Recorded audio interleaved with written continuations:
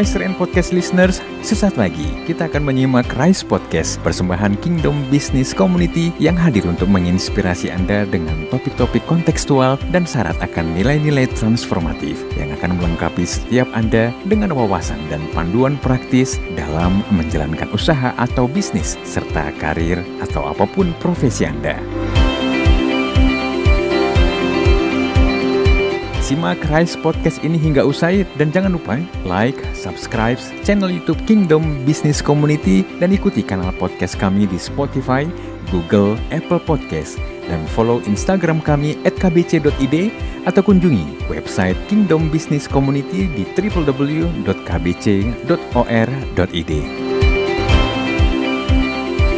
Rise Podcast, Voice of a God-Centered Marketplace Community, we podcast with heart. Selamat mengikuti.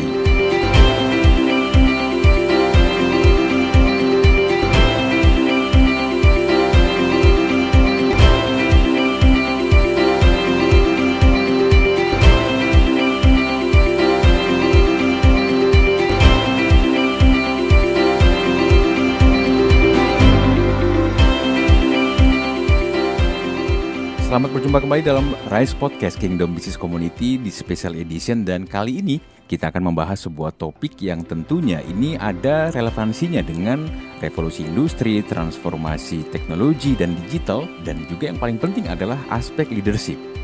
Kita tahu bahwa selama ini akhir-akhir ini sejak tahun lalu bahkan leadership 4.0 itu dikumandangkan. Dan salah satu hal yang paling menjadi titik poin banyak pihak ya adalah bahwa leadership atau kepemimpinan tidak hanya identik dengan pria tapi juga wanita.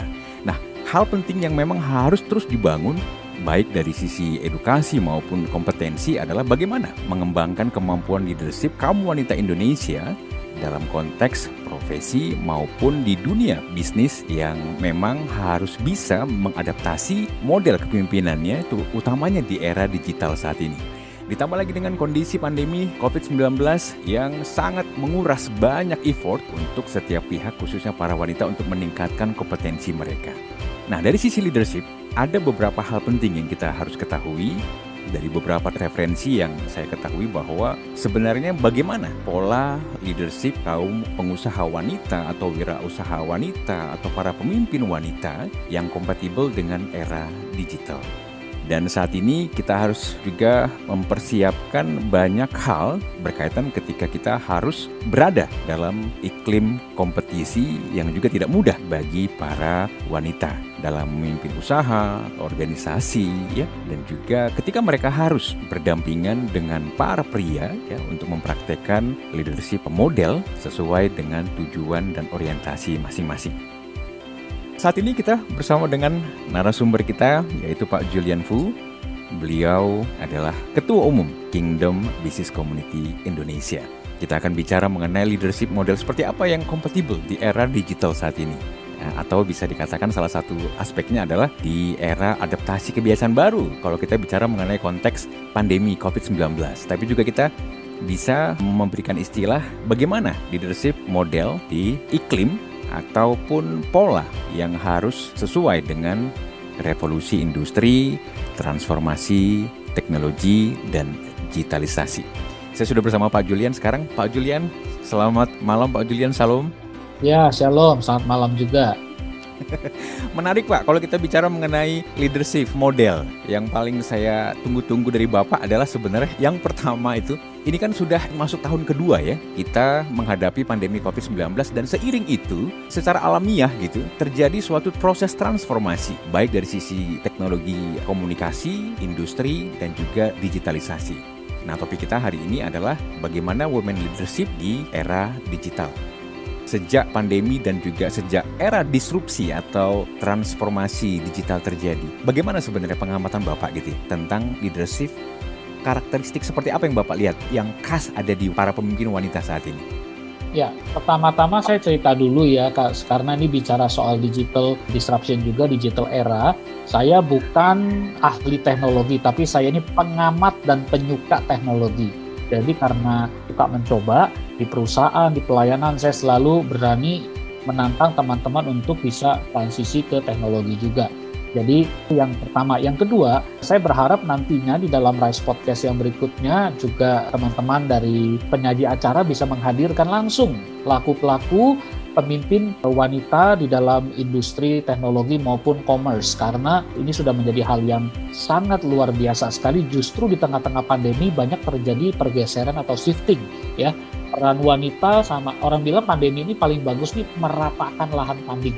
Jadi mau perusahaan besar, perusahaan kecil, lahan tandingnya sama. Bahkan katanya justru problem terbesar di era teknologi ini, perusahaan yang raksasa, yang beban bobotnya berat, termasuk operasional cash flow-nya berat, akhirnya akan mengalami tantangan yang tidak kecil.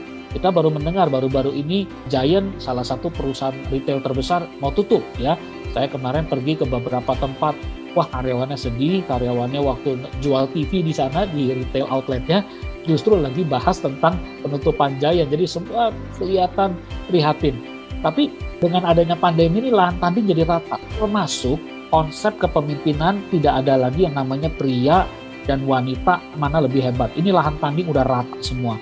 Kalau boleh dikatakan justru saya mau salut nih Pak Charles dan teman-teman yang ikut sebagai riser dengar di Rise Podcast ini. Salut kepada para ibu-ibu wanita karena justru di tengah pandemi inilah saya lihat munculnya ke rasa tepak selira, gotong royong, kebersamaan, tidak lagi menggantungkan bahwa sumber pendapatan tuh di suami, karena waktu pandemi banyak sekali profesi bisnis yang stuck suaminya. Justru ibu-ibunya yang muncul. Sebagai contoh, riser di Bali, salah satu teman saya pengusaha yang supplier ke hotel cukup besar, karena hotel semua tiarap, tanda kutip bisnisnya di sana, nggak bisa supply, pembayaran stuck. Justru istrinya yang tidak disangka-sangka, yang selama ini hanya bergantung kepada suami, masak di rumah, ketika terjadi situasi pandemi tidak kunjung ketemu ada pemulihan, istri dan keluarga besar ini rapat. Akhirnya malah istrinya menawarkan bagaimana kalau kita bikin satu produk kuliner atau satu produk makanan yang saya masak, kamu yang masarin. Dan dia bersaksi sampai saya cerita hari ini, bahkan bisa jadi salah satu ikon yang mulai dikenal di Bali itu dengan jenis masakan atau yang dilakukan kontribusi oleh istrinya. Dan saya lihat ini bukan satu cerita ini, banyak sekali cerita ibu-ibu yang justru bangkit di tengah pandemi ini. Saya kasih contoh yang terakhir, walaupun ini bukan riset saintifik ya, tapi ini rasanya karena saya punya beberapa teman kerja di Tokopedia, Shopee, Blibli. Saya tanya mereka bilang betul Pak Julian ya, karena sekarang ini retail-retail raksasa seperti Matahari, 7-Eleven, bahkan katanya terakhir Tanah Abang ya, yang katanya sentra dagang juga mengalami tantangan sekali ya. Banyak yang toko-toko di Mangga 2, di Tanah Abang, yang kota-kota lain juga saya dengar tutup ya. Dan justru pergeseran ini justru muncul yang namanya ini seru ya, karena yang tulis saya nggak tahu namanya, tapi lagi viral di Facebook dan di WhatsApp atau Telegram grup nih Pak Charles, namanya pasukan berdaster telah menang. Wah ini kan yang bicara women leaders. Iya. Waktu saya baca itu kan pasukan berdaster tuh apa sih, menarik juga ya. Katanya retail itu hancur, industri triliunan rupiah dalam sekejap mata, justru bisa menopang tiang ekonomi bangsa ini pasukan berdaster. Atau Pak Charles dapat nggak itu WA-nya itu? Belum. Tapi belum, memang ya, nanti saya kirim nanti. Boleh Pak, boleh. Ya. Nah, kan ini menarik. Saya selesaikan dulu ya cerita dari pasukan berdaster ini apa sih. Dikatakan dilakukan oleh survei dari Facebook sendiri, 60-70% UKM atau UMKM online ternyata yang menggawangi atau melakukan pelaku aktifnya itu adalah kaum perempuan usia produktif 25-40 tahun. Data BPS juga sama, katanya mendekati 65% UMKM dijalankan kaum perempuan. Can you imagine gitu? Kita selalu berkata pria itu penopang ekonomi, tapi dengan kondisi tantangan zaman, tantangan ekonomi, tantangan digital, semua bisa berkontribusi. Tidak perlu ada yang namanya persaingan atau gengsi-gengsian, yang bisa berkontribusi. Data dari Kementerian Koperasi juga kalau mau dicek, mereka pernah posting di IG-nya, katanya juga tumbuhnya di atas 70% UMKM yang dikelola ibu-ibu wanita ini. Jadi boleh dikatakan retail nyungsep, UMKM yang dikelola oleh wanita-wanita naik di atas 70%. Bahkan ini jadi tulang punggung. Jadi Makanya kita sebagai pria-pria juga perlu say thank you, berterima kasih kepada ibu-ibu yang istri kita, pasangan, dimanapun Anda berada, kita bisa saling berkontribusi. Tapi jangan jadikan data ini nanti menekan ya, tuh kan mah semua ibu-ibu ikut kontribusi, kamu juga dong, ini jangan jadi tekanan. Ini kan muncul natural, ya muncul natural saja. Makanya disebut emak-emak berdasar ini sekarang bisa bikin keok retail raksasa. Karena mereka menguasai Shopee, Tokopedia, Bukalapak, Lazada, Blibli, Zalora, JD.ID, semua. Kalau kita lihat mereka betul-betul dikelola oleh banyak sekali ibu-ibu, kaum perempuan ya. Itu kurang lebih pengantarnya Pak Charles. Wah, keren banget. Jadi bisa dikatakan bahwa ini justru era awakening, kebangkitan potensi para wanita-wanita Indonesia ya Pak. Oke, Raiser, ini menyambung tadi apa yang baru disampaikan oleh Pak Julian. Sebenarnya ada beberapa hasil rilis dari beberapa riset, tapi saya mau fokuskan dulu dari hasil riset di masa pandemi khususnya. Artinya pemimpin wanita di Indonesia yang berperan aktif mengembangkan potensi dalam dunia kerja ini cenderung meningkat. Ini hasil survei dari Grant Thornton yang menyatakan adanya peningkatan jumlah wanita yang menduduki jabatan Chief Executive Officer ini 20% naik Pak Julian. Ya, dibandingkan tahun lalu yang masih di angka 20%. Jadi di masa pandemi naik 5% gitu. Kemudian posisi senior juga di populasi wanita terbanyak di Indonesia itu dipegang oleh Chief Finance Officer, itu 56% bahkan. Melampaui perolehan hasil tahun lalu angkanya 48%. Nah, disusul juga di bidang HR, ternyata 40% naiknya. Dan kemudian ada juga Pak, karena mungkin ini era informasi teknologi yang luar biasa, ini kenaikan Chief Information Officer itu sekitar 31%. Dan ternyata laporan ini menempatkan Indonesia di peringkat ke-7 sebagai negara dengan posisi manajemen senior wanita paling banyak secara global. Nah, Pak Julian, ini menarik Pak Julian. Sebenarnya apa sih kecenderungannya atau apa fenomena yang kemudian selama ini yang membuat para wanita itu bangkit? Tadi seperti Pak Julian sampaikan tentang pasukan daster tadi, dan sebenarnya dari sisi leadership-nya ini apakah memang sudah terjadi inklusivitas? Artinya sudah tidak ada lagi Pak sekat-sekat gender antara leader wanita ataupun leader pria. Menurut Pak Julian seperti apa Pak? Sebenarnya dari sejak zaman dahulu ya, tidak ada pembedaan sebenarnya pria dan wanita sebenarnya dalam kepemimpinan. Tapi boleh dikatakan karena mungkin budaya, mungkin juga karena best practice, dirasakan ada persepsi yang saya kira ini false belief atau kepercayaan yang salah, bahwa kalau pria lebih logik, wanita lebih perasaan ya. Sehingga kalau ngomong leadership kan itu perlu rasional, perlu berpikir dengan logika yang otak kiri lah. Kalau wanita katanya lebih ke hati, perasaan, otak kanan. Tapi itu pembenaran-pembenaran yang sebenarnya tidak pada konteksnya. Betul, ibu-ibu. Tapi sebenarnya kan manusia itu semua punya otak kiri, otak kanan. Nggak bisa dibilang pria nggak punya otak kanan, ya kan? Jadi otak kanan kreativitas justru yang paling penting sekarang untuk memenangkan era saingan di tanah disrupsi. Nggak bisa yang hanya modal otak kiri yang ikutnya pakem, logika, urutan, prosedur. Ternyata yang kreatif-kreatif itu banyak di otak kanan. Dan makanya kenapa dikatakan ibu-ibu karunianya mungkin kalau dibilang punya karunia otak kanan lebih tinggi, bisa naik ke posisi kepemimpinan karena tuntutan kepemimpinan zaman sekarang sudah beralih daripada yang tadinya industrialis, era industrialis menjadi era teknologi kan, dan butuh kreativitas, butuh kepemimpinan yang bisa menyesuaikan dengan berbagai tantangan. Tapi kalau disebutkan dengan studi dari Grant Thornton ataupun McKinsey, banyak sekali ada dari Global Female Leaders punya studi juga yang dari Harvard Business Review paling bagus yang pernah saya baca. Mereka survei 700 hampir 699 tepatnya Global Female Leaders dari 42 negara. Jadi cukup masif. Semua yang mereka kumpulkan datanya cukup menguatkan ya. Tadi mungkin di Asia yang surveinya atau kalau ini lebih ke arah di dunia, mereka berkata justru orang-orang yang mereka survei itu rata-rata 65% pegang manajemen level, CEO, C-level, eksekutif, dan lain-lain. Dan yang menarik dikatakannya, 60% yang disurvei dari kepemimpinan wanita. Makanya kenapa mungkin ini juga akan disukai oleh banyak owner perusahaan. Karena mereka dilihat paling tidak bertahan kurang lebih 6 tahun. Artinya bukan tipe lompat-lompat. Kalau pria kan ambisius, lebih ambisius, mungkin 2-3 tahun cukup, portfolio ada, nambah kerja di tempat lain lagi. Wanita dalam posisi kepemimpinan dinilai lebih loyal, lebih ngemong, lebih bisa maintain ya orang bilang lebih nyenyak tidur lah, ya nggak kagetan. Kadang-kadang punya superstar hebat lah, pemimpin pria, tapi besok cuma jadi batu lompatan untuk dia dibeli atau ditawar oleh perusahaan lain lagi.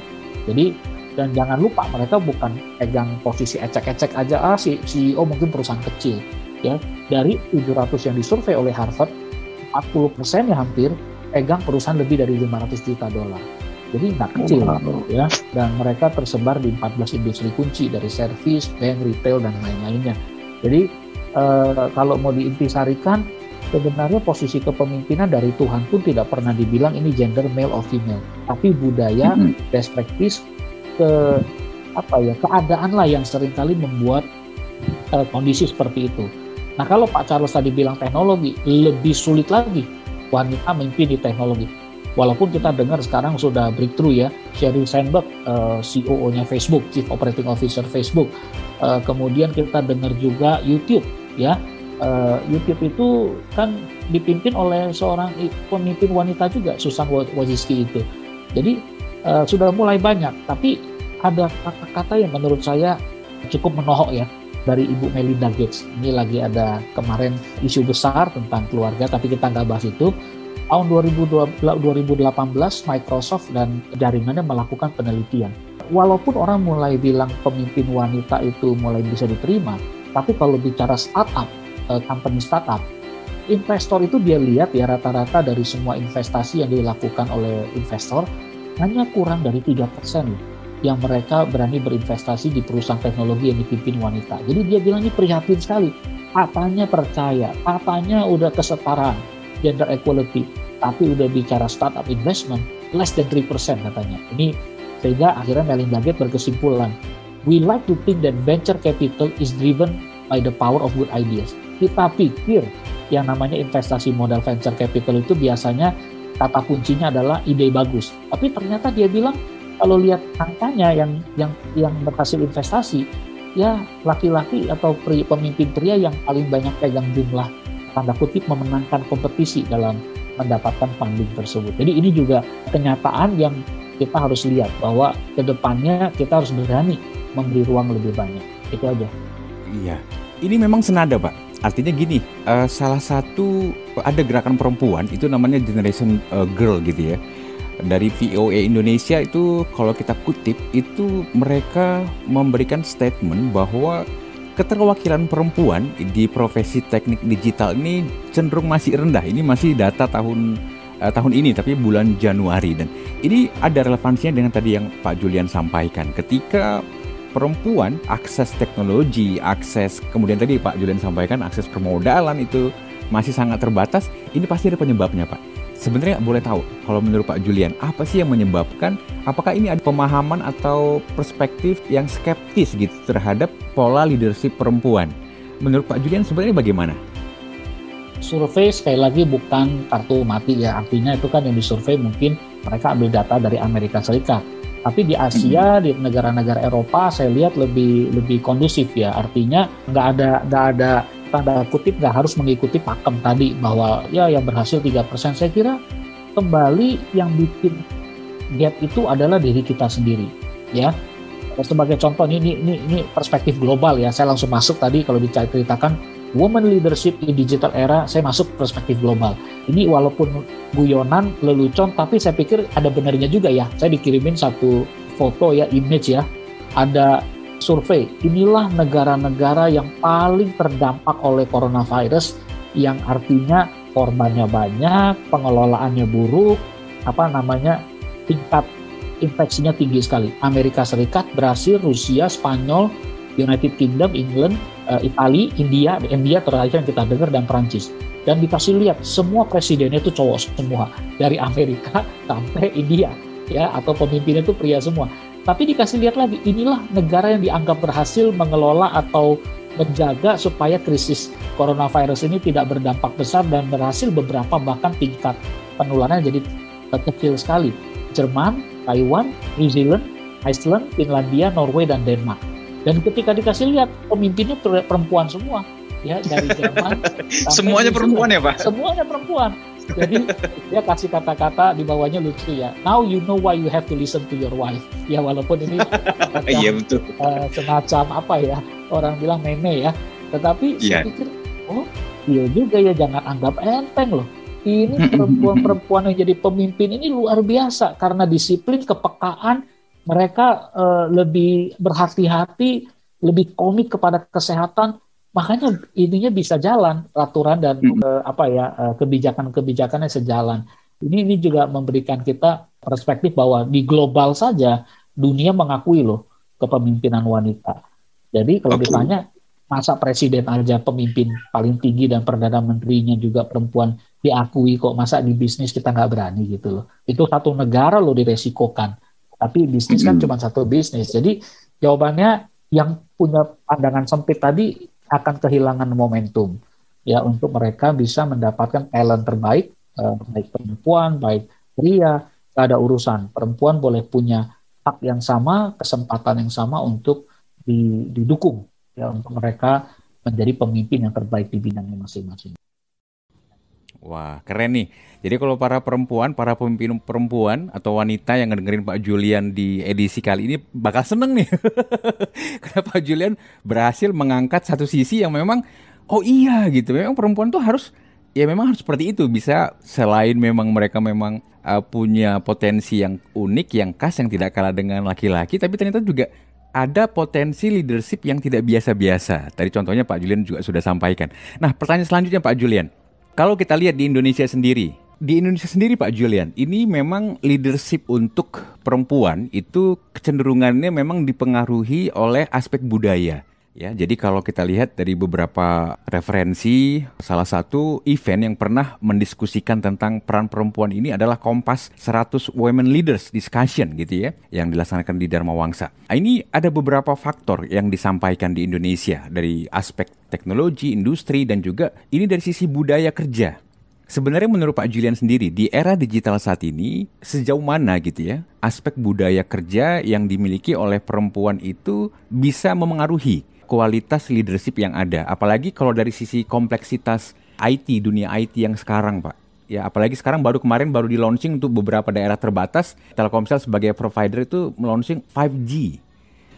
Nanti mungkin ada lagi yang baru. Sementara dari kementerian sendiri berpendapat bahwa keterwakilan masih harus terus. Akses ke teknologi juga masih kurang ya. Kemudian dari World Economic Forum juga menyampaikan bahwa itu masih kurang juga akses perempuan ke teknologi. Nah, sebenarnya dari sisi budaya ini apakah memang ada pengaruh dari budaya Indonesia gitu ya khususnya? Sejauh mana kira-kira pengaruhnya? Positioning perempuan itu misalnya untuk memimpin. Menurut Pak Julian seperti apa, Pak? Kalau di bisnis rasanya enggak juga ya. Sudah semakin banyak terbuka. Saya tahu bahwa pemimpin-pemimpin di teknologi kayak SAP di Indonesia, presidennya pernah perempuan, Microsoft juga, perusahaan-perusahaan teknologi besar. Kita ngomong juga konsultan-konsultan besar banyak sekali yang perempuan atau ibu yang mereka dipimpin oleh kaum perempuan. Di pemerintahan Jokowi juga di bangsa Indonesia kita tahu ini termasuk cukup banyak, ada 5 menteri ya kalau kita lihat yang tahun 2014 sampai 2019. Sekarang makin banyak lagi di DPR, MPR. Dan mereka shining juga ya. Kalau kita ngomong menteri terbaik kita Sri Mulyani diakui di seluruh dunia ya kan. Retno Marsudi diakui di seluruh dunia gitu. Kebanggaan kita juga. Dan banyak hal yang bisa kita pelajari ya dari mereka. Jadi kalau ditanya apakah masih ada budaya patriarkal, ya itu kan kembali ke lingkungan pandangan atau perspektif kepemimpinan pribadi ya. Tapi secara komunitas di dalam dunia bisnis maupun di dalam pemerintahan sudah nggak laku lah ya kalau terlalu berpaku kepada gender issue. Di arah sekarang itu bicara kompetensi issue. Ya malah dengan kadang-kadang ini yang suka saya jelaskan ke teman-teman. Salah satu definisi kelemahan itu apa sih weakness itu katanya? Weakness itu adalah strength over exercise. Kelemahan itu adalah kekuatan yang terlalu berlebihan dipakai. Jadi pria-pria ini katanya dulu sering jadi pemimpin karena kekuatannya tegas, berani ambil resiko, berani gitu loh. Tapi akhirnya keberanian yang berlebihan exercise jadi weakness, karena weakness itu kan strength over exercise, ya kan? Jadi sehingga bisnis banyak juga yang udah berkembang, tahu-tahu terlalu berani, buka sana, buka sini, akhirnya rontok. Tapi dengan ada yang bilang ibu-ibu kan lebih hati-hati, lebih safety player, ada manfaat juga. Jadinya nggak over invest, nggak over expand, yang akhirnya mengakibatkan cash flow perusahaan dan banyak sekali institusi yang go oleng ya. Makanya kalau yang terutama family business ya, mereka sering bilang suami ngegas, istri ngerem, ya kan, karena pegang keuangan. So asal ditempatkan pada tempatnya, ditempatkan sesuai kekuatan atau ditempatkan sesuai kompetensi, pasti akan punya hasil yang lebih efektif. Kata kuncinya jadi bukan di gender issue, kata kuncinya di kapasitas, kompetensi, komitmen. Ya, 3 hal itu yang membedakan hasil daripada sesuatu yang kita kerjakan. Ya, Riser dan podcast listener dimanapun Anda berada, kita masih akan terus berbincang dengan Pak Julian Fu, dan masih ada banyak insight dan juga inspirasi nanti yang akan kita terus simak dari beliau.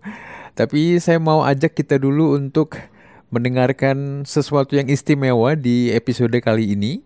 Sesuatu yang juga memang ada hubungannya dengan topik kita, yaitu women gitu ya. Ya, kita akan dengarkan sebuah kreasi musik yang sangat menarik dari salah seorang anak bangsa, milenial, seorang wanita muda yang punya bakat banyak, talenta yang banyak, dan punya prestasi yang luar biasa juga. Nah, di episode kali ini kita akan mendengarkan song performance spesial ya dari Yemimah Hutapea. Yemimah Hutapea adalah finalis Miss Indonesia tahun 2013. Yemimah juga seorang songwriter, kemudian singer, dan juga seorang TV host. Di episode Rise Podcast spesial kali ini, Yemimah akan mempersembahkan sebuah lagu yang diciptakannya, sebuah lagu yang berjudul Better Sorry Now, ya, Better Sorry Now. Dan lagu ini hingga saat ini masih dalam proses pembuatan video klip. Tapi kita bersyukur Yemimah bersedia memperdengarkan lagu ciptaannya untuk kita simak bersama. Better Sorry Now, Yemimah Hutapea, untuk Riser dan podcast listeners di Rise Podcast Special Edition, Women Leadership in Digital Era. Selamat mendengarkan.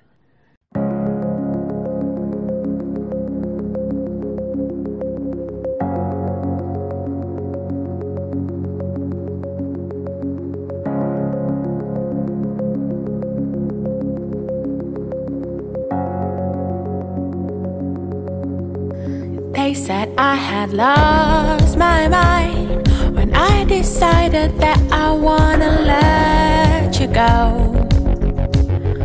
They said I should be with you when all I know that we cannot see eye to eye. Better sorry now, 'cause we're not meant to be. No, no, no, no, no, no, no, no. You and I are meant to be. No, no, no, no, no, no, no, no. You and I are meant to be. Better sorry now. Better sorry now. Better sorry now. Better sorry now. They said I had lost my mind when I decided that I wanna let you go. They said I should be with you when all I know that we cannot see eye to eye. Better sorry now, 'cause we're not meant to be. No, no, no, no, no, no, no, no. You and I are meant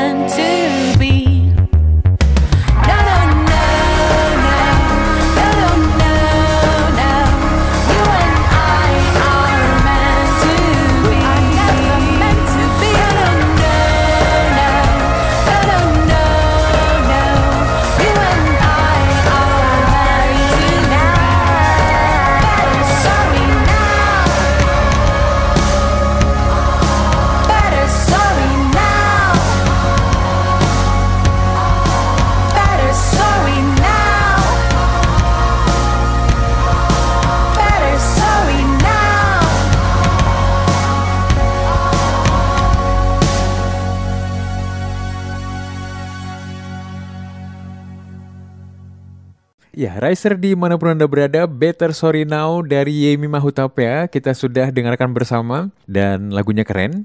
Dan untuk Anda yang ingin tahu lebih banyak mengenai Yemi Mahutapea bisa follow Instagramnya di @heyitsmima ya, tanpa spasi, sekali lagi @heyitsmima begitu. Ya, thank you untuk Yemi Mahutapea dan Riser, kita segera lanjutkan perbincangan kita dengan narasumber kita yang luar biasa yaitu Pak Julian Fu, Ketua Umum Kingdom Business Community Indonesia. Beliau juga seorang senior consultant and leadership coach dan juga managing partner dari QQ Group. Oke, kita kembali ke Pak Julian. Ini ada satu pertanyaan memang yang cukup menggelitik Pak Julian. Artinya leadership women leadership in digital era ini ternyata ada pembedaan dengan digital leadership gitu ya, dari of women gitu. Menurut Pak Julian, dari definisi digital leadership kan memang ini kalau saya artikan secara sederhana kepemimpinan strategis yang memang memanfaatkan aset digital. Nah, sebenarnya bagaimana female model atau female role model yang memang itu betul-betul bisa kompatibel di era digital saat ini dari aspek produktivitas usia Pak Julian. Tadi kan kita sudah bicara mengenai kemampuan leadershipnya. Tapi dari sisi potensi, dari sisi demografisnya menurut Pak Julian seperti apa nih Pak? Karena mungkin teman-teman perempuan milenial, pengusaha-pengusaha milenial yang juga yang sedang mendengarkan kita sekarang juga ingin tahu sebenarnya leadership model seperti apa sih yang kompatibel kalau misalnya dia harus memahami atau punya skill di bidang digital leadership, seperti apa Pak kira-kira? Ya, banyak sekali teori lah ya yang lagi berkembang sekarang bahwa untuk kita bisa menyesuaikan diri dengan era disrupsi muncul yang namanya digital leadership, 4.0 leadership, 5G leadership, banyak sekali teorinya lah. Perlu punya A, perlu punya B, perlu punya C, tapi kalau boleh dipas ya, cuman satu aja DNA-nya kalau boleh, yang lain saya lupa nih, hanya satu yang kita mau ingat ya, karakteristik apa sih yang perlu kita bangun sebagai pemimpin di era digital baik perempuan maupun pria ya. Tapi karena kita sekarang bicara women leadership in digital era, maka saya kira kalau saya boleh pilih, saya akan ambil satu pandangan. Pandangannya itu karakteristik yang perlu dimiliki adalah namanya adaptive leadership. Kepemimpinan yang mampu beradaptasi. Apalagi di era disrupsi sekarang kan, harus beradaptasi dengan situasi, dengan tantangan keuangan, dengan bisnis suami yang mungkin juga jadi berubah karena pandemi ini. Nah ini kalau ngomong adaptive leadership ini terus terang kita masih belajar dari wanita loh, karena mereka ini mungkin secara naluri alamiah terlatih untuk beradaptasi ya kan, karena mereka yang mengalami, kalau yang suami istri udah berkeluarga, istrilah yang mengalami yang kehamilan harus beradaptasi ya, selama proses mengandung ya prianya tenang-tenang aja kan, dia harus menyesuaikan diri bulan pertama, bulan kedua, bulan ke-6, bulan ke-9 ya kan, dia harus beradaptasi dengan pekerjaan rumah. Makanya waktu hari ibu kan banyak sekali ya yang kasih meme-meme lucu ya, bahwa coba ada pria gantian kerjaan rumah tangga sekali aja ya, dari A sampai Z gitu, pagi sampai malam. Dia baru tahu betapa sulitnya karena wanita itu multitasking ya, mereka bisa mengerjakan beberapa hal sekaligus dalam waktu yang sama karena terbiasa beradaptasi dengan situasi itu. Jadi kalau ditanya karakteristiknya apa, yang paling penting adalah kemampuan beradaptasi ya, termasuk walaupun tadinya di survei katanya kenapa tantangan wanita memimpin di dalam dunia digital ini, karena katanya dunia STEM, science, S-nya science, T-nya teknologi itu, engineering juga, dan math, itu katanya dunia laki-laki. Padahal kalau kita lihat udah bergeser sekarang, nggak ada urusan. Yang mau belajar, silakan aja. Ya. Jadi, bahkan ada satu film, saya lupa ya, di Netflix itu, cerita tentang 3 wanita keturunan Afrika, Amerika gitu, berkulit hitam, yang justru bisa memecahkan persoalan matematik di intelligence Amerika Serikat yang paling susah itu justru wanita ya. Hidden Figures kalau nggak salah judul filmnya itu wanita yang jago sekali di matematik, mereka juga bisa berkompetisi dengan para pria. Jadi kemampuan beradaptasi sekali lagi itu. Ini menarik Riser, karena memang adaptif leadership saya juga sebenarnya baru dengar sih dari Pak Julian. Jadi ini menarik, sejauh kita memahami bahwa di Indonesia kalau Dari zaman buku Global Trend Paradox yang kemudian terbukti era tahun 2000-an, pemimpin wanita meningkat gitu ya, segala macam. Dan ternyata tadi Pak Julian sampaikan itu adalah kemampuan adaptif dari perempuan itu sesuai dengan naturalnya gitu ya. Walaupun sebenarnya kadang-kadang ada kekhawatiran gitu. Perempuan kan ada masa di mana mereka harus maternity leave ketika mereka harus melahirkan segala macam ya, tapi ternyata perempuan tidak pernah kehilangan kemampuan untuk bisa beradaptasi. Pak Julian, boleh tips-tips praktis yang bisa segera dipraktekkan oleh para pemimpin wanita, para pengusaha wanita saat ini? Sebenarnya bagaimana cara mereka mengaplikasikan adaptive leadership ini secara sederhana dalam kepemimpinan mereka, dalam bisnis mereka, utamanya kalau kita lihat dari perkembangan jumlah ya. Ini banyak sekali startup juga perempuan, milenial, dan kemudian tantangan yang terjadi di lapangan adalah tadi Pak Julian sudah sampaikan, itu dari aspek science, aspek teknologi yang cenderung orang-orang bilang bahwa terframe tuh, itu laki lebih bisa gitu. Nah, bagaimana Pak Julian? Para perempuan, pengusaha wanita bisa mengaplikasikan adaptive leadership ini segera dalam ruang lingkup profesi maupun bisnis mereka. Ya, kalau saya sih pilihannya nomor satu ya, kalau ini pendapat pribadi ya, nanti saya cerita dari pendapat survei supaya teman-teman juga merasa ini bukan hanya teori pribadi tok, tapi juga ada perspektif survei yang saintifik ya. Dari perspektif pribadi, kalau saya sederhana jangan takut apa kata orang deh kalau mau jadi adaptive leadership, karena mau nyoba. Kalau mau nyoba ya jangan takut, itu pasukan berdaster itu kan mereka nggak kelihatan profilnya, cuman set up toko, nggak tahu siapa cowok, nggak tahu siapa cewek di situ. Mereka berani posting ini, mereka milih barang salah, nggak laku, kirim barang salah, diomelin, tapi nyoba terus kan. Yang penting kan ujungnya cuan, ya kan? Ada peningkatan, mereka akhirnya makin semangat gitu. Jangan takut apa kata orang. Dengan apalagi dengan sosmed sekarang kan takut dibully ya. Jadi saya melihat mereka yang pemimpin wanita yang efektif itu, mereka nomor satu bisa berdamai dengan dirinya sendiri. Dia nggak takut dilecehkan, nggak takut dianggap diremehkan, dia nggak takut dibandingkan dengan pria. Dia berdamai dengan diri sendiri, karena saya dipercaya oleh bos, saya akan jalankan semaksimal saya. Walaupun di bawah saya eksekutif yang mungkin pria semua, cuma saya satu perempuan, karena niat saya tulus, niat saya baik, ingin bekerja, saya nggak takut apa kata orang, saya jalankan. Itu perspektif praktis dari saya. Tapi coba dari Harvard yang tadi survei, dia berkata kurang lebih ada 4 hal yang kita bisa pelajari untuk bisa membangun kepemimpinan yang efektif di era digital ini. Yang pertama, active personal network.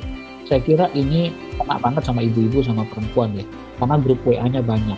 Jadi Anda punya kelebihan itu, personal network-nya pasti lebih besar dari para pria. Pria kan kadang-kadang nggak mau diganggu, leave group, nggak mau terlalu banyak, pusing katanya. Tapi kalau ibu-ibu kayaknya semakin hidup tuh kalau semakin banyak WA group ya. Istri saya 3 tahun lalu belajar jualan satu produk. Gara-gara satu produk itu aja WA grupnya mungkin puluhan gitu. Dari tadi gak ada apa-apa. Dan mereka seneng gitu jawab pertanyaan. Kalau kita kan jawabnya, kalau pria-pria kalau dijawab WA setuju, nggak setuju, oh gitu. Ya kalau wanita kan nggak, dia jawab pelan-pelan, telaten banget, sampai kadang-kadang saya pikir, aduh mah ribet banget jawabannya, singkat-singkat aja. Tapi itulah mereka. Itu cara mereka maintain personal network. Makanya kalau ngomong soal digital leadership, ini penting sekali punya active personal network, dan ibu-ibu menang di sini, kaum perempuan menang di sini. Kemampuan mereka untuk maintain network itu luar biasa. Yang kedua, strong communication skill atau communicative skill. Jadi tidak lagi takut mengutarakan pendapat, speak up, itu kata kuncinya. Berani mengungkapkan. Ini kalau woman leadership kan biasa tunggu pria ngomong dulu. Ini kalau ini udah nggak laku zaman sekarang di bisnis, harus berani speak up ya. Lalu ketiga, good know-how about new technology. Mau belajar, mau paham, mau nanya perkembangan teknologi baru apa sebenarnya. Tapi kalau dilihat dari survei ini, sebenarnya pria-pria juga perlu belajar ini ya. Tapi karena kita lagi bicara soal survei tentang women leadership, nah ini nomor 3 dikatakan tekad atau kemauan ingin belajar teknologi perkembangan baru. Nah nomor 4 ini yang susah ini. Nomor 4 ini tantangan apalagi di Asia. Buat pria aja susah katanya di Asia, wanita lebih punya tantangan lagi. Nomor 4 itu apa? Aspek yang perlu kita lakukan. Having courage to make unpopular decision. punya keberanian untuk membuat keputusan yang tidak populer. Jadi ini susah loh, ya kan? Kita ngomong presiden kita, siapapun jadi presiden bikin keputusan A, ada yang dukung, ada yang hujat, ya kan? Apalagi kalau tidak populer keputusannya, makin dihujat lagi, makin dibully lagi di sosmed dan lain-lain. Tapi pemimpin ya di situ, katanya kritik is my breakfast. Kritik adalah sarapan pagi saya, jadi jangan takut dikritik lah intinya. Nah, kenapa saya bilang nomor 4 ini susah?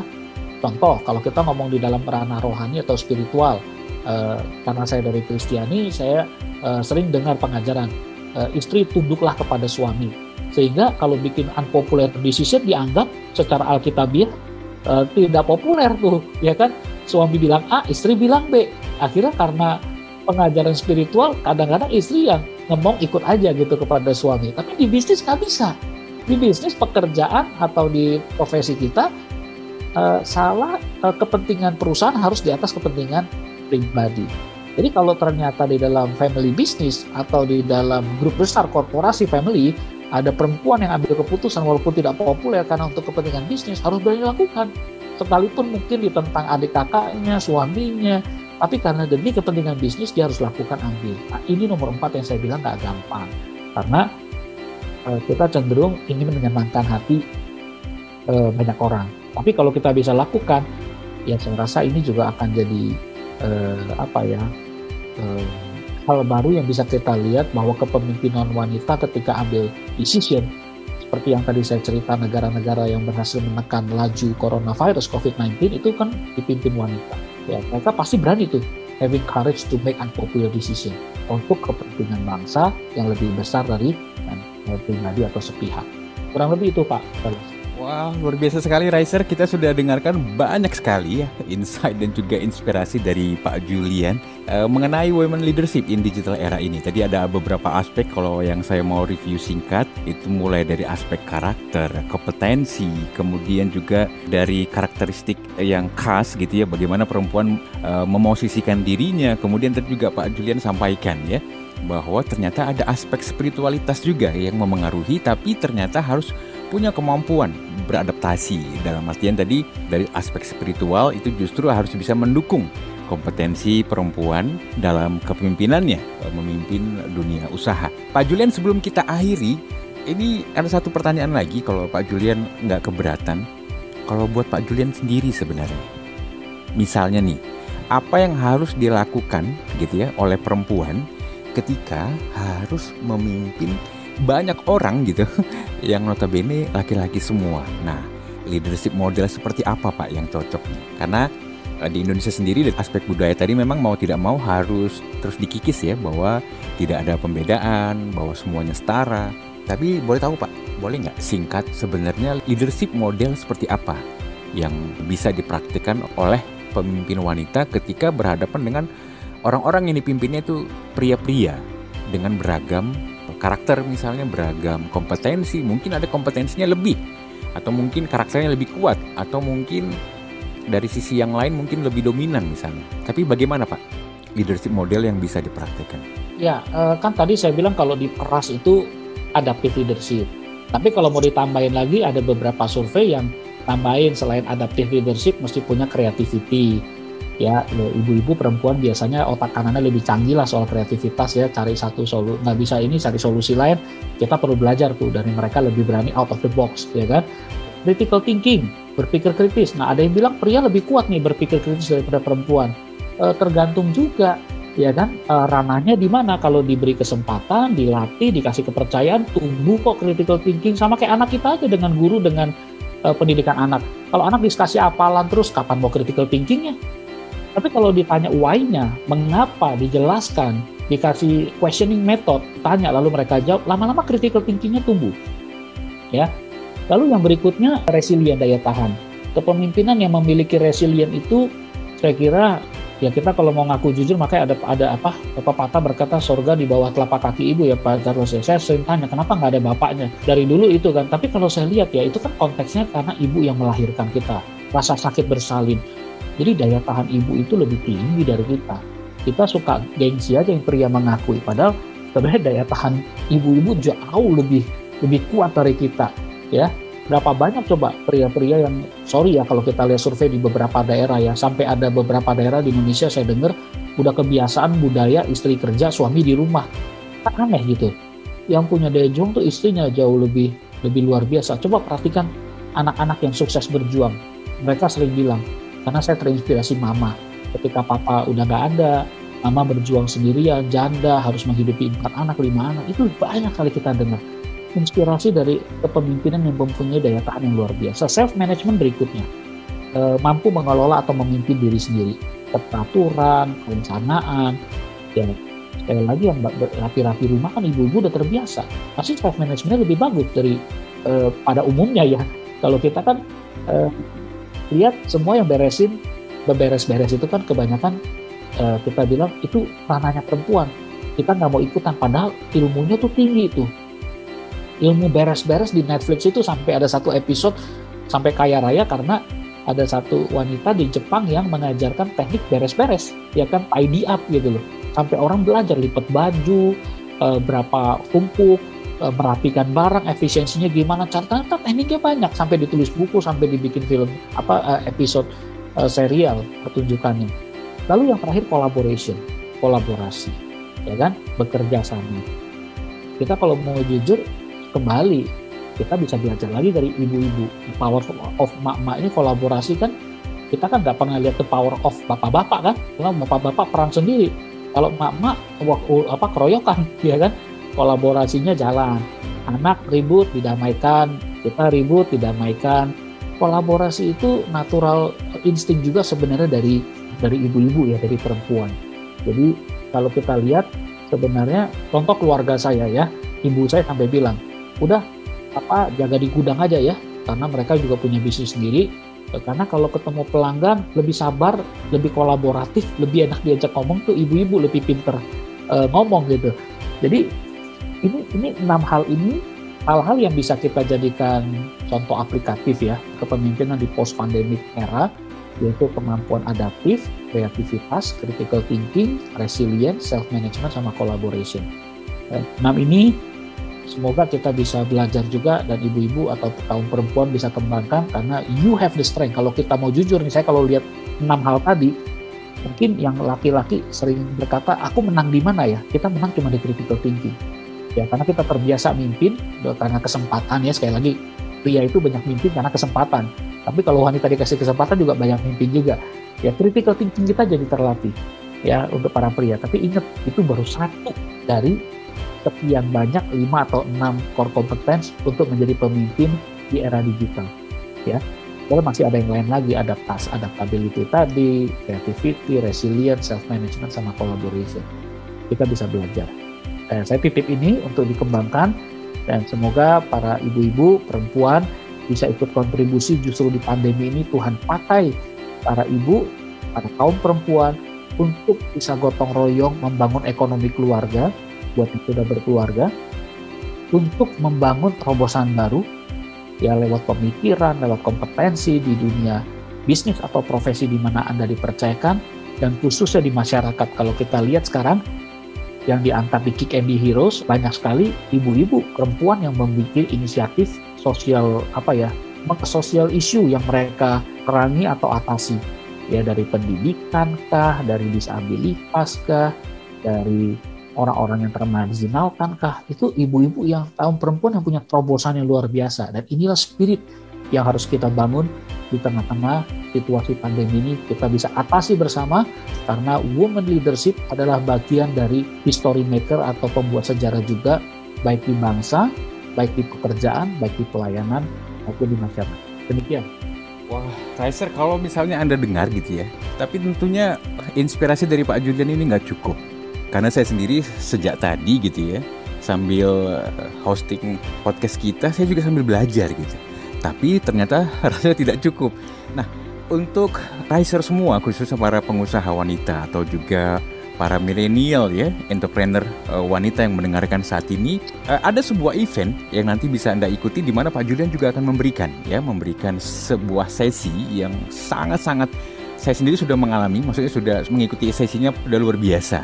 Nanti saya akan infokan gitu ya. event Sukses Sejati Blended Learning nanti bulan Juni yang bisa diikuti, di mana Pak Julian akan memberikan sesi yang tidak hanya menarik tapi juga inspiratif. Pak Julian, sebagai closing statement, ini mungkin dari sisi aspek spiritualitas tadi masih ada satu yang ingin saya juga harapkan gitu ya Pak Julian bisa sampaikan sebagai penutup. Perempuan kan secara kodrati, secara ilahi adalah penolong kita. Nah, ketika mereka sebagai pemimpin, ketika mereka sebagai pengusaha, ketika mereka sebagai orang yang memang punya peran strategis di profesi maupun bisnisnya, baik secara kodrati, bagaimana sebenarnya para pemimpin wanita atau pengusaha wanita atau yang punya peran-peran strategis di profesi dan bisnis mereka, bagaimana mereka memosisikan diri di dalam keluarga? Itu closing statementnya seperti apa, Pak? Ya namanya juga kodrat. Kalau udah bicara kodrat itu pasti konektivitasnya dengan kodrat ilahi ya. Saya senang dengan pemimpin wanita di dunia bisnis ya. Pemimpin wanita di dunia bisnis yang sebelumnya itu namanya Indra Nooyi dari Pepsi atau mantan CEO PepsiCo lah ya. Dia berkata, ya kalau di bisnis saya jadi pemimpin bisnis, semua saya ambil keputusan, saya dianggap most powerful woman in the business. Saya terima itu karena memang saya berjuang, saya melakukan yang terbaik, saya berkontribusi dan saya diakui. Tapi pulang ke rumah ya saya tetap jadi anak buat emak saya.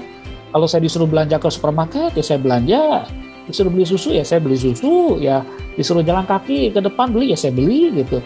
Ya dengan suami juga begitu dia bilang. Jadi kalau saya rasa nggak ada yang bertentangan ya, selama kita bisa pakai topi yang tepat di waktu yang tepat. Peran topi kita sebagai istri kepada suami harus tunduk dan taat, harus menghormati di rumah tangga dalam kapasitas rumah tangga ya. Tapi kalau kita ternyata di family business dipercayakan ya pakai topi sebagai CEO, topi sebagai pemimpin yang diberi urapan, diberi kasih karunia, diberi kekuatan, diberi kepercayaan untuk melakukan, ya jalankan dengan maksimal juga, karena itu kembali dan itu sangat tidak bertentangan ya dengan kodrat ilahi yang namanya pemimpin wanita memimpin di dunia bisnis sesuai kekuatan ya. Kalau saya punya teman suami istri dulu ribut terus ya kan, tapi ketika dia memahami prinsip ini dia bilang oke, istri saya punya insting bagus, jadi nanti setiap kali keputusan bisnis, keputusan keuangan, keputusan investasi istri saya yang mutusin, saya yang beresin belakangnya. Kan nggak gampang loh waktu awal-awal kalau nggak ngerti ini, kok kayaknya istri yang mutusin sih, nanti kalau salah disalahin. Enggak, dia udah tahu mungkin 10 keputusan 9 istrinya benar, 1 salah ya kan, 9 cuan 1 rugi, masih cuan dong, masih untung gitu. Jadi ya dihargai karena kemampuan dia itu. Jadi kalau kembali ke tadi pertanyaan Pak Charles, saya kira jalankan aja sesuai peran yang Tuhan berikan. Kalau itu di rumah tangga, kita sebagai istri pendukung yang baik gak apa-apa. Tapi kalau udah bicara kapasitas misalnya keuangan, kita tahu istri kita punya kemampuan kelola lebih baik, karena ini bicara kompetensi, ya berikan dia ruang untuk memimpin, berikan dia ruang untuk memutuskan, berikan dia keleluasan untuk investasi. Karena dia punya kompetensi, akibat kemampuan di situ. Apalagi di dalam pekerjaan atau bisnis. Kurang lebih seperti itu Pak. Oke, baik Pak Julian Fu, Ketua Umum Kingdom Business Community Indonesia dan juga CEO dari Kwando Coaching. Terima kasih Pak Julian sudah berbagi inspirasi, berbagi tips-tips praktis, dan juga terima kasih waktunya sudah bisa menginspirasi setiap pendengar kita. Pak Julian, sekali lagi sampai jumpa di episode berikutnya.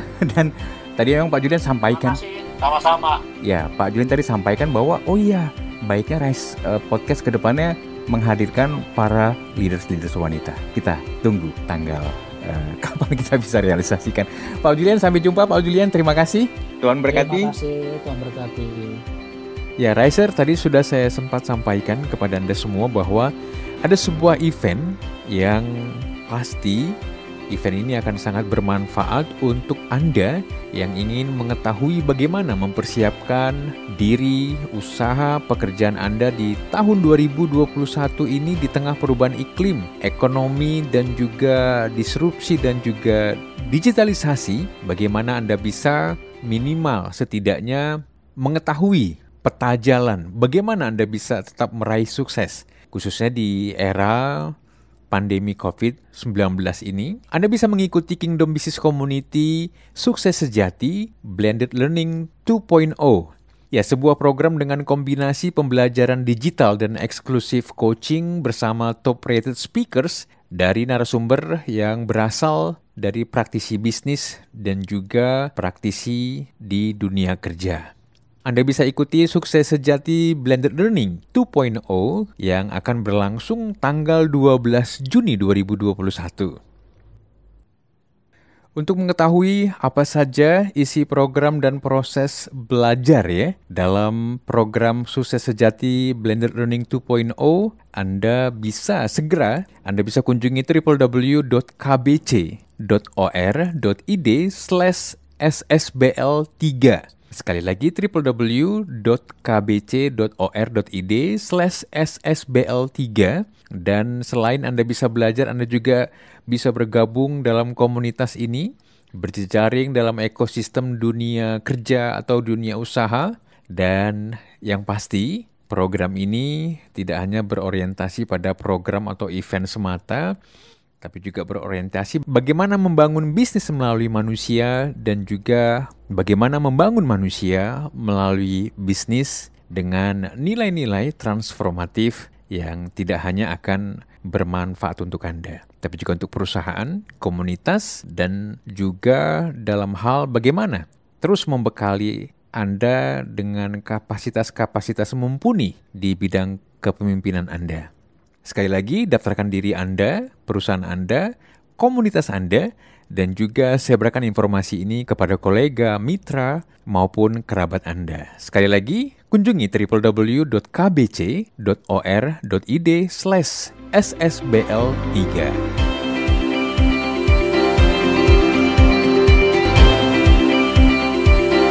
Hello Riser and Podcast listeners, terima kasih Anda telah menyimak Rise Podcast Special Edition yang dipersembahkan oleh Kingdom Business Community.